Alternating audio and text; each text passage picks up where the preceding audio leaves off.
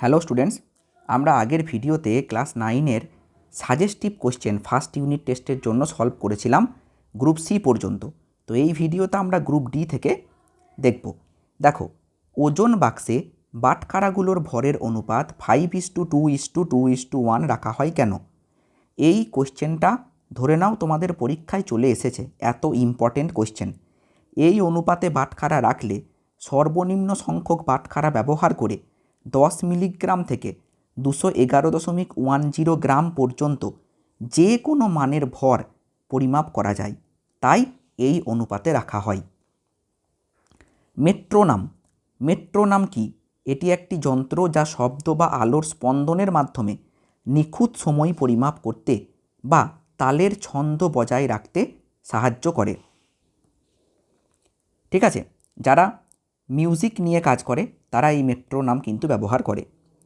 একটি গাড়ি দুটি স্থানের মধ্যবর্তী দূরত্ব প্রথম অর্ধেক 40 কিলোমিটার পার ঘন্টা এবং বাকি অর্ধেক 60 কিলোমিটার পার ঘন্টা দ্রুতিতে অতিক্রম করল। গাড়িটির গড় দ্রুতি কত হবে? এই রকম ধরনের প্রশ্ন যদি তোমাকে দেয়, তাহলে তুমি কিভাবে সলভ করবে একবার দেখে নাও। যদি বলে দেয় যে প্রথম অর্ধেক দ্বিতীয় অর্ধেক এরকম যদি বলে, তুমি ডাইরেক্ট একটা ফর্মুলা শিখিয়ে দিচ্ছি, সেটাও ব্যবহার করতে পারো। তুমি লিখবে ভি সমান 2v1v2, ঠিক আছে, বাই v1 প্লাস v2। ঠিক আছে, তাহলে এখানে তুমি লিখলে 2 গণিত 40 গণিত 60 বাই 40 প্লাস 60। তাহলে কত হবে? 40 প্লাস 60কে আমি লিখতে পারি 100।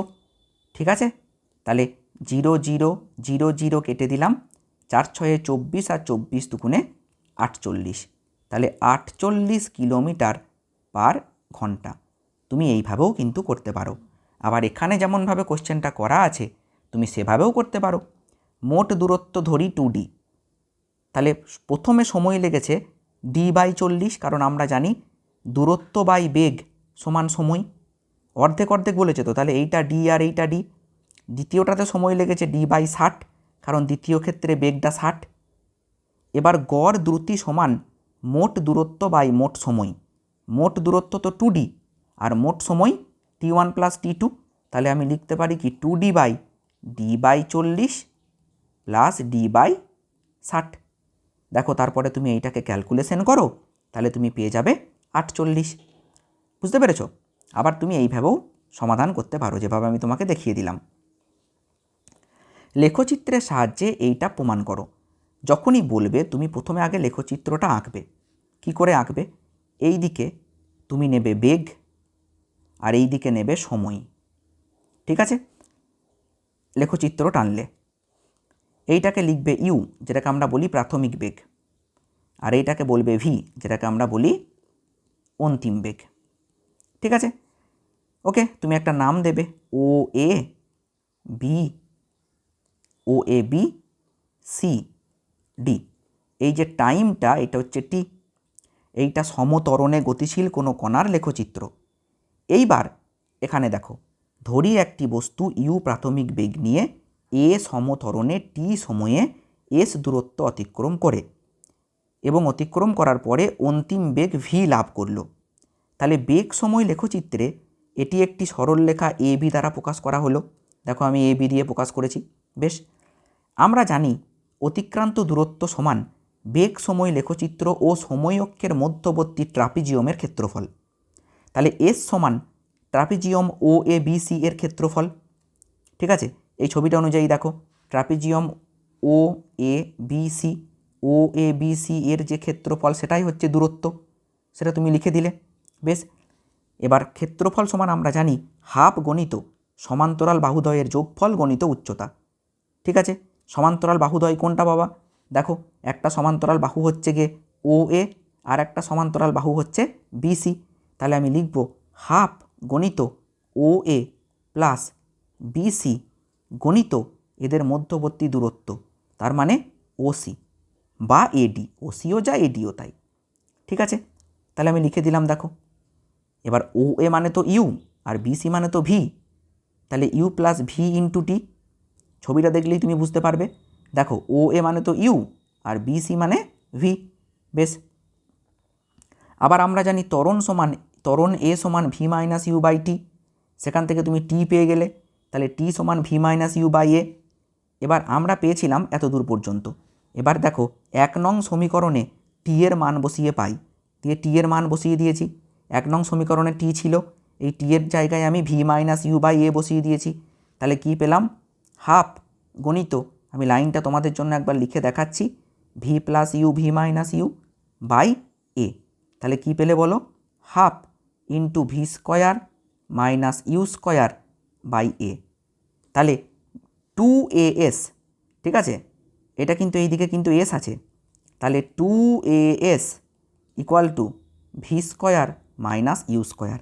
তাহলে 2as equal to V square minus U square, তাহলে V square equal to U square plus 2as, প্রমাণিত। খুব ভালো করে এই প্রমাণটা করে যাবে, ঠিক আছে।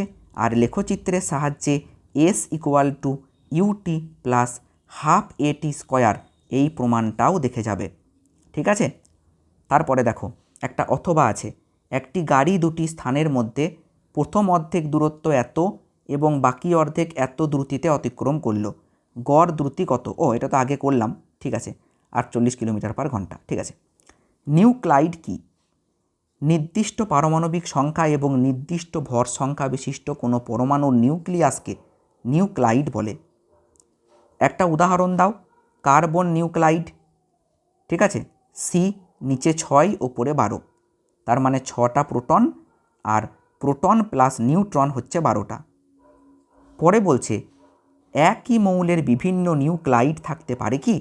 হ্যাঁ পারে, একই মৌলের বিভিন্ন নিউক্লাইড থাকতে পারে, এদেরকে আইসোটোপ বলে, তাই না? এদেরকে কি বলে? তো আইসোটোপ বলে। হয়ে গেল। তারপরে দেখো রাদারফোর্ড পরমাণু মডেলের ত্রুটিগুলি আলোচনা করো। এটা এত ইম্পর্টেন্ট যে পরীক্ষায় চলে এসেছে। 1 নাম্বার, স্থায়িত্ব।